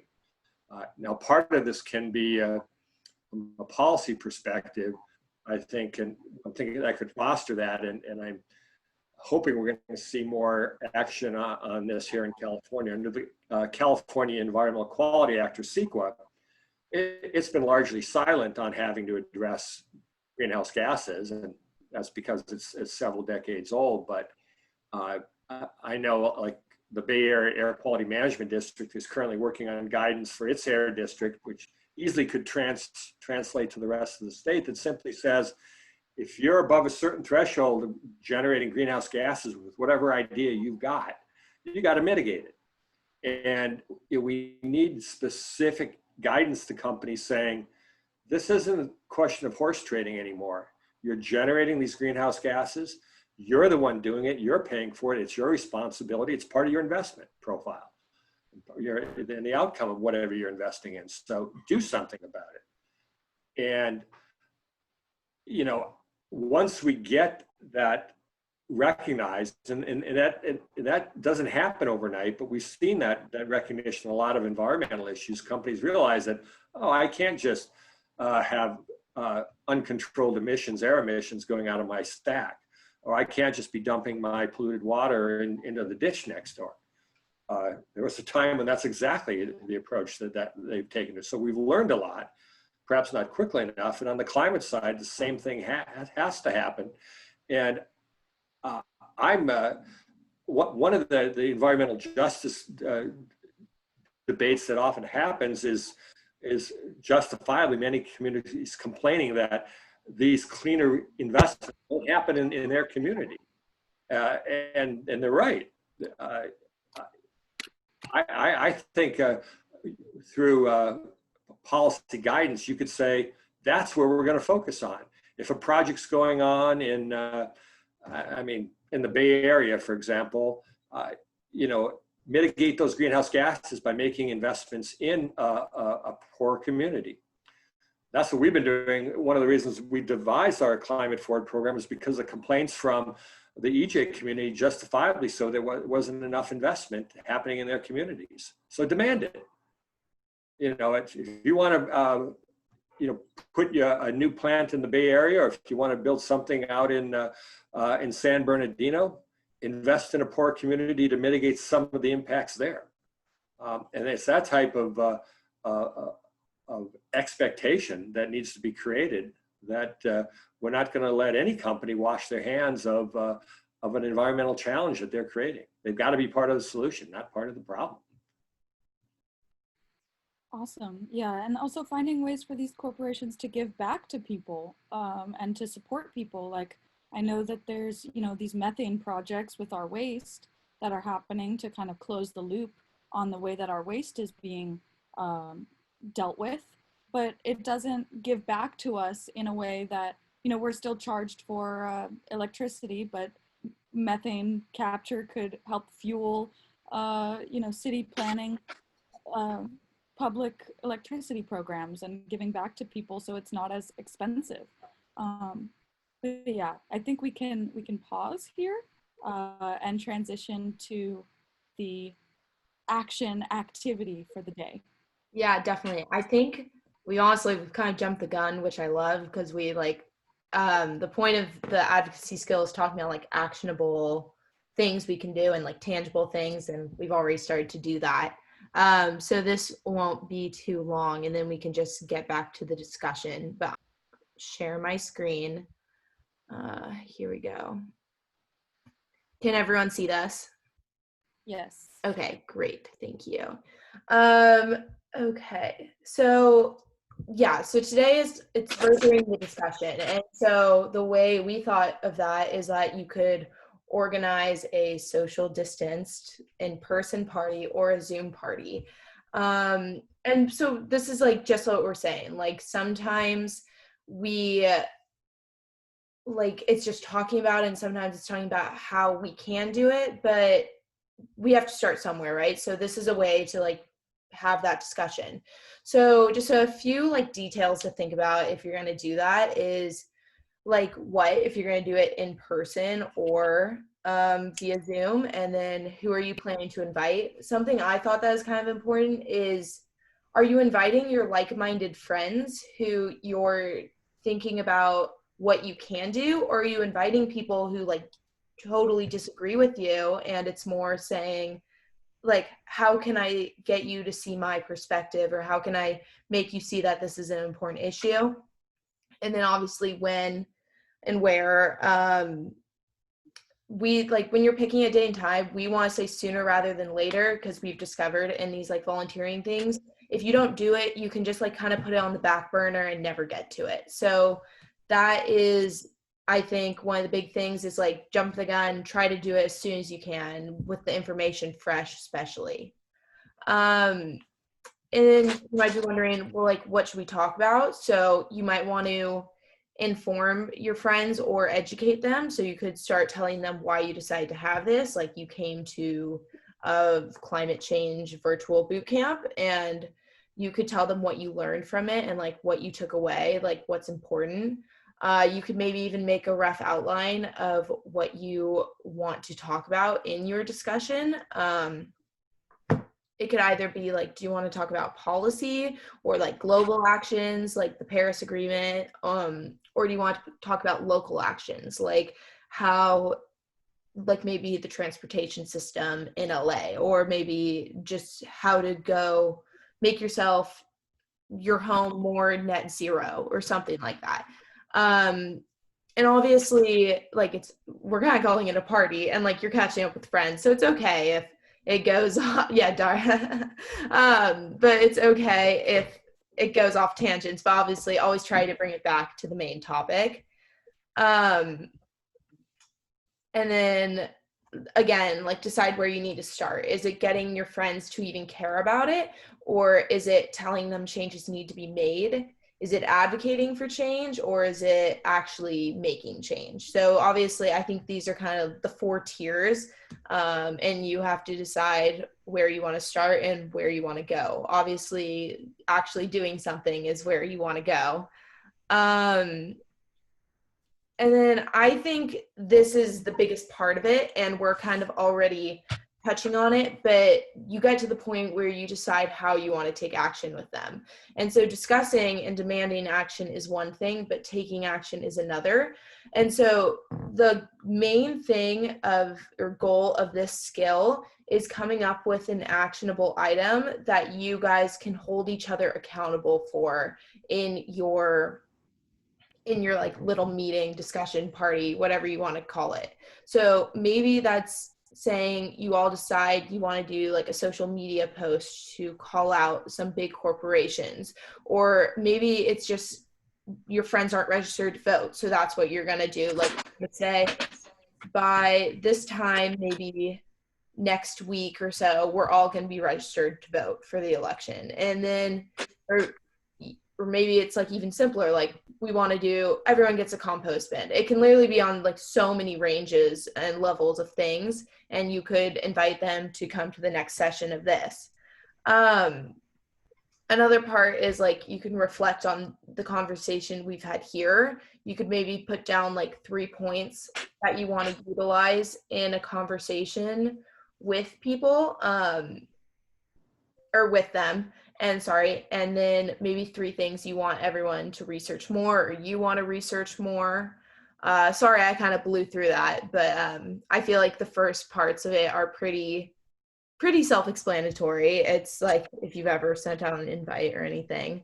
But anyway, it's 12:36, so I think we're gonna just split up maybe for like 10-ish minutes, because I don't think this will need too much time. We don't even have to if we don't want to, but maybe you could think about like starting to decide the details, like when do you want to have it, who do you want to bring, like what are some big things you want to talk about. Like for example,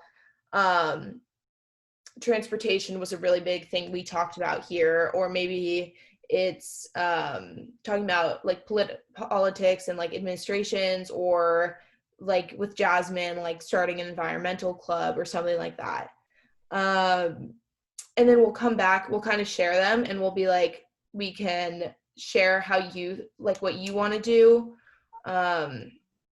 what action you like came up with, and how we can make them tangible and like the results of them. So for example, I'm not sure who wrote, maybe Corey said like we could do a letter writing campaign, and Geneva wrote back like those have to be targeted. So we could talk about that, like what are like ways to make it even more effective.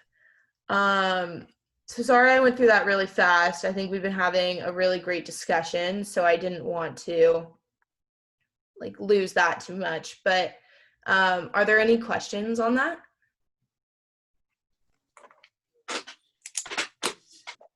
I'm looking through the bar. I don't see any questions.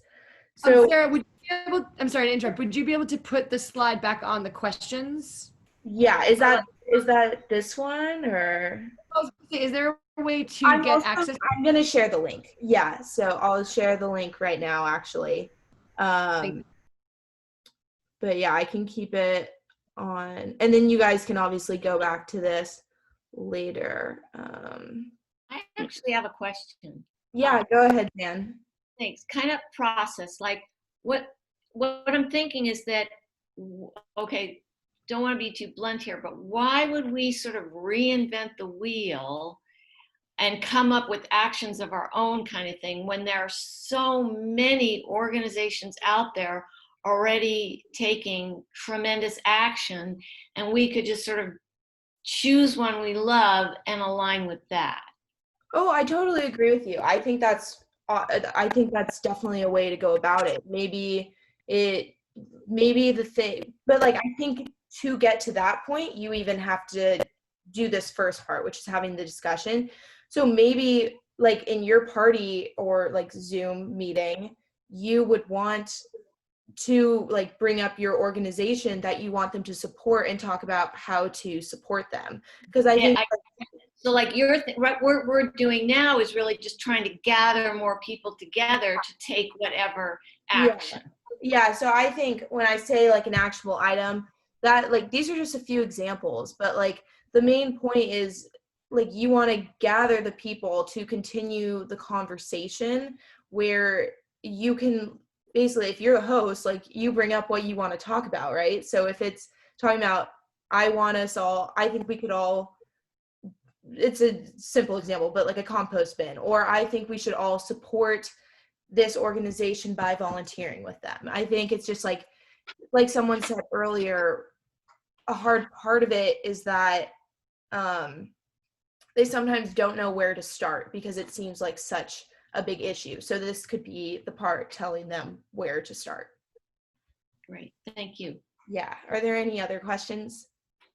I'm about to share the slides as well. Is this the best slide to be on, or I could, before I share it, let me see something. Just wanted to add like that this is also a part of us building our own networks of social accountability.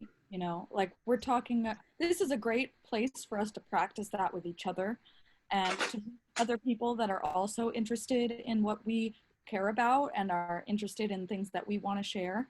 But we're talking about, you know, starting with 3 questions that we want to ask ourselves, we want to ask people to start the conversation on things that we care about.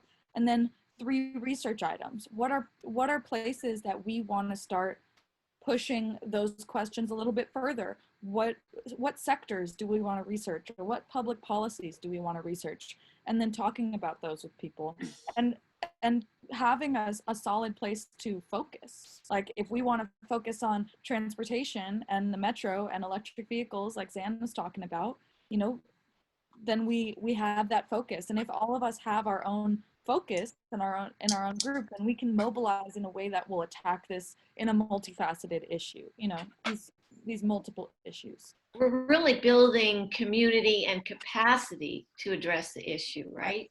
Yes. Yeah, definitely. I think I shared the link. It should work, but is it? Yeah. So I think we'll break for about 10 minutes, but obviously like it might be kind of quiet, but like please like come back, like just like chime in if you have more questions or something. So I think we'll come back at like 12:51 or 2. Awesome.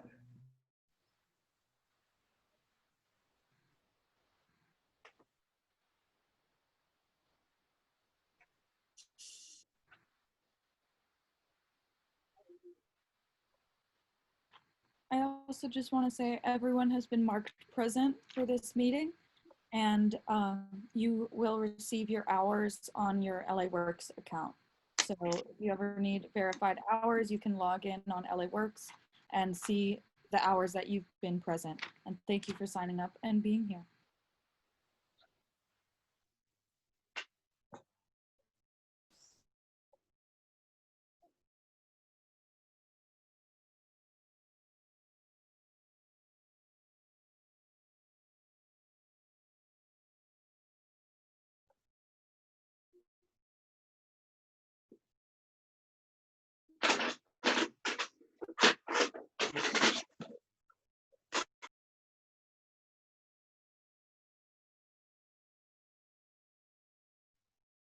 So am I like waiting for an invitation to be joined to a group? No, we're just gonna take this time personally. Oh, personally. Okay, sorry. We're a small group, so we're not doing the breakout groups, but we'll come back as a unit of people and talk about these items. Yeah, Thank you. sorry if that was unclear. Yes, probably me. Thanks for asking.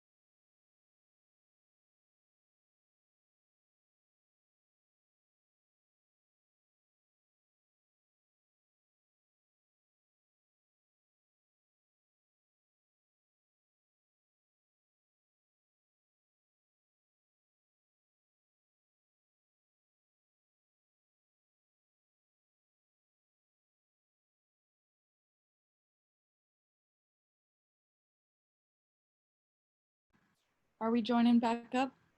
Yeah, I was about to say that. I was just reading the messages. But yeah, I think bring it back in if you're wrapping up. So there's not too much time left in the session.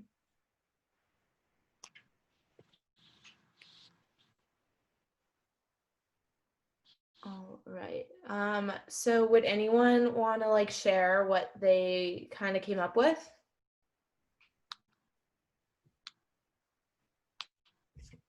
The discussion was really rolling beforehand, so I'd love to get back into it. I'll start. Great. So Becca and I were talking. We do a lot of game nights with our friends, and I love to cook, so we do like pizza nights and stuff. And so we were thinking we would sort of do it as a pizza game night, and maybe kick off playing Catan or something, and then using that as an allegory for the environment because of all the resources, and I don't know, just kind of fun. And I want to come. yeah, it's so fun. We used to do it a lot. Well, before COVID, we used to do it a lot more. Yeah. But so Catan is an allegory, and so Becca's topic, she would want to discuss. Well, I should let you talk. Yeah. I'm sorry. No, I love the focus on energy efficiency, just because I think that's something that's just tangible in your own home. You know, I was raised like, if I left a light on when I wasn't in the room, my father, forget it. Like he, you know, it's just instilling that as part of your daily life. So turning off lights and energy efficiency, efficient light bulbs, and, you know, temperature control. Don't crank your AC up if you really don't need it. And luckily Dara lives in Santa Monica, where there's a lovely breeze rolling through right now, so you don't need it. But like small things that you can incorporate into your daily life, and you may not feel like it does a lot, but if you do it, your friends do it, and it just kind of, you know, perpetuates from there. Every little thing helps, I think. So. And my topic would be the ocean and beach cleanup. I feel really passionately about the ocean. I love to surf and go to the beach. So I would want to, I love Heal the Bay. It's an organization down in Santa Monica. So I would want to promote that and maybe have everybody donate $5 and we do make a donation, or organize our own beach cleanup as friends. You know, we use the beach all the time, so social distancing. But also we discussed that we think that people need sustainable options. So to get people together and just discuss isn't really enough. So kind of present a starting point. And we're so grateful for this forum, because like we wouldn't know where to go. And you guys present us with these amazing experts each week, and we learn so much and then can bring that out, you know? And so that's really helpful. And yeah, just to have like a productive dialogue and give everybody just something to do, one little thing, you know, not think small, but it'll turn big. So that's what we came up with. I love that. That's great. I'd love to chime in because your game night made me think of something. So it really got to me when Craig said that, and not to get too political, but that if, you know, if Trump gets reelected, that's really not good for the environment. Let's just say it that way. Because there's been too many times, right? I'm in my 40s. There's been too many times where I thought we had the election, like I'm going to bed, no worries, we got this, right? And then it's, whoa.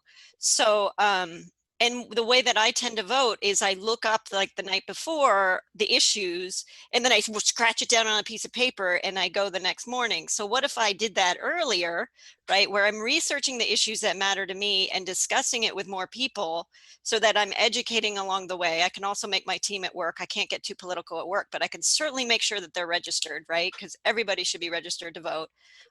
So I was really going the voting way. But just on that quick note about game night, my family and I have started playing this game called Election Night.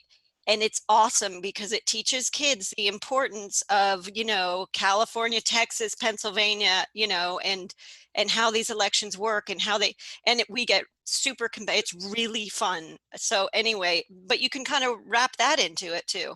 So that's my most big takeaway. But then I was started looking at Joe Biden's environmental record and going down that rabbit hole. But anyway, thank you. That sounds like a great teaching opportunity too for schools, and bringing in just the importance of elections, period, and researching it and researching what these topics are. And one of the things that I commented in response to what Adrian was saying was that, like, I think bringing these things in casually and it not being, you know, like you're such a political person at work, but if you casually point these things out and bring it into conversation and connect it to things and, hey, don't you see that, and joke about it, you start to build a sense of responsiveness and sensitivity to those things as well in your everyday conversations. And I've noticed that even with social justice movements with my community and my family, I'm teaching my parents about things that happened during their lifetime that they didn't even realize about, but pointing things out casually makes them go, oh, I see that now. I didn't see that before, but I see it now, and I want to do something about it. Or even one of the things that I wrote down was like, can we get free public energy? That's like one of the questions that I think would be it sounds like a radical thing, but there might actually be steps that we can do to hold companies that, we pay for energy, like SoCal Gas and things like that, to find ways to make it more publicly accessible and affordable, completely affordable, especially if we're working on closing the loop. Do you have any comments on that, Craig? Or you're muted, Craig. I think you're muted. Sorry. I agree that there needs to be the right financial and economic incentives in place to make more sustainable options affordable. At the end of the day, I guess I've learned over the years is nothing's really free because you got to pay for it some way. At Berkeley, there was a saying in Latin that said, there's no such thing as a free lunch. And it doesn't mean that you shouldn't subsidize certain things for individuals. I'm clear about that. But the challenge is to figure out a way to pay for it. And we kind of do that, start doing that now with like tax incentives for like a rebate if you get a more energy efficient car or if you buy an EV. We could do that much more dramatically and just send a message to people who maybe aren't even thinking about the environmental consequences of something. I can buy vehicle A or B because it's cheaper, and whether they know that it's better for the environment may not be important. We've led them down the right path. So I think you can use that as an incentive structure for better decisions. But at the end of the day, you have to realize someone's going to have to subsidize that, and that's fine too. But just be conscious that that's what you're doing. Yeah, and looking like what would those subsidies mean for SoCal Gas or a public energy company for different cities and things like that? Well, it depends on how, if you're trying to incentivize behavioral changes, for most of us, it's many of us don't think about what that, every time we flick a switch or turn on the AC, whatever it is, what it's going to cost. There are tools out there on the market to remind us of what it costs, and dealing with, just getting back to transportation, there's information out there on the availability of tax deductions and what have you, tax credits. And frankly, you go in to buy a car and the salesman, he's going to let you know if there's some tax advantage that he can offer to you to get you to make a deal. So, we can put those types of incentives in the right way and quit offering them to things like oil and gas exploration. Maybe it's time to just stop all that kind of subsidy nonsense. Awesome. That's the beauty of an electric car, just to harp on that for a second, is because every dollar that I spend at the gas station is not only purchasing, gasoline, global warming, all of that stuff, but it's actually kind of funding Trump's campaign or any Republican campaign, because the big oil companies, of course, are the biggest contributors to those campaigns. So you're really leeching all of that money out of the horrible system going on there.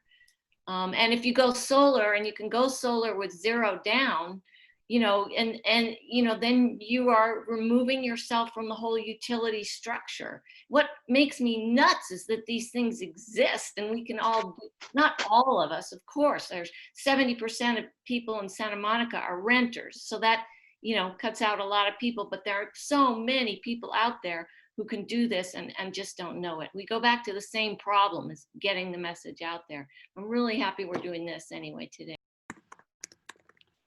Yeah, definitely. All right, I have Okay, go ahead. You hadn't spoken yet. Go ahead. I'm sorry. I just wanted to add to that. If as a renter, I can then appeal to my landlord and demand it. You know what I mean? Like like Becca said, the building managers and the building owners should still be doing that. Yeah. You know what I mean? And they It's could. a possibility. Yeah.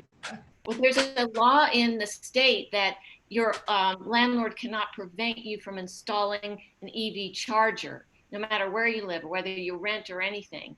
So there's that. And also, I think in Santa Monica now, the city has decided to go all green. So all the energy we get is sustainable. Yeah. Okay, I just came up with an idea a few minutes ago. I guess we all kind of, with all the expression here. I'm looking at starting a Zoom meeting or perhaps Zoom meetings to build an environmental voting block for the upcoming election. At least not just ourselves, but that would help. But I've been making calls lately for a lot of different organizations like, Planned Parenthood, other things to politicians and other people. And sometimes that brings about results, and you know who to count on the next time around. When I was in other jobs, I did this stuff. I did for certain causes, I did certain kinds of things. I could go to Washington then, but I can't now. And actually speak with these people and get things to happen in various causes. But what I'm thinking about is I have people, colleagues, family, friends, across the country right now. And I'm thinking here and other places, why not get them together and say, hey, look up these guys, look up this one, look up who's up for being voted in, who's got a chance, and what do we want to do here? And it can be across the aisle or across the aisles, as far as I'm concerned. It doesn't have to be, a political party totally. It can be just who's for this. And what are they saying about it? Whether it's a local, a state, or a national kind part of the election. See what we can come up with and then make some suggestions. And of course, people will talk to their friends and their friends and their friends, the usual thing. It's almost like a multi-level, kind of thing, except we're not selling anything but the planet. And basically see if we can get something happening where there's a sense of a coalition going on here where political actions may take the form in Congress, in the state houses, and the other places, and start pushing from that end as well.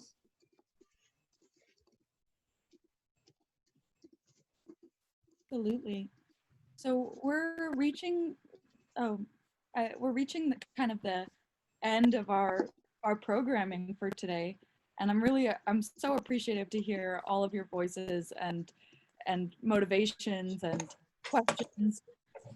And I just wrote, like, maybe we can, if anybody has some last thoughts that they want to contribute, we have about 5 minutes left that we can do that, and then we'll formally close up. Thank you all so much for coming. And thank you so much, Craig, everybody. Yeah, seriously.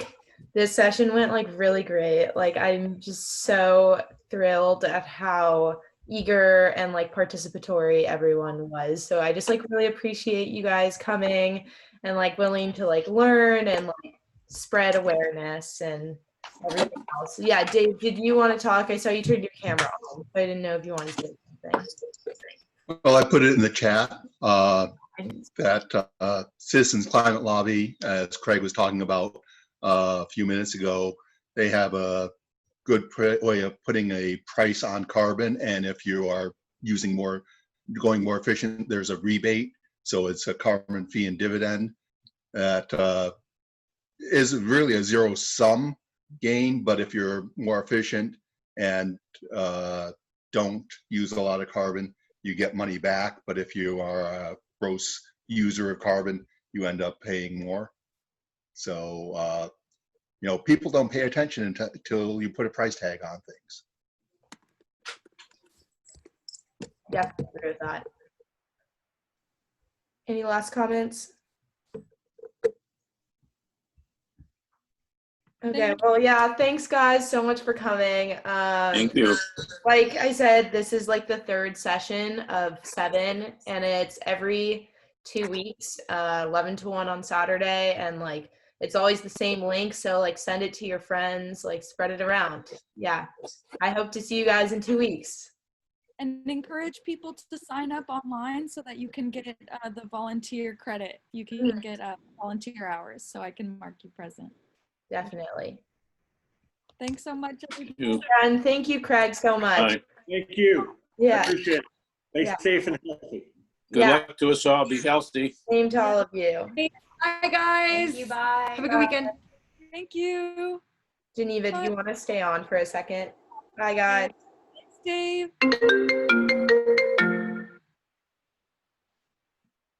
Thank you, Dave. You're right. Bye, Angela. Angela. Bye. I'm going to remove her. Sorry. Okay, there we go. Am I frozen? What happened? Yeah, you randomly are frozen, but I can hear you, so it's okay. Wait, My can friend, I hear you? my friend tried to FaceTime me, so. Oh, I see. I see. No worries. I'm back. Well, I thought that went really well. That was way better. Yeah. Let's stop Oh, yeah. Sorry. Thank you. I'll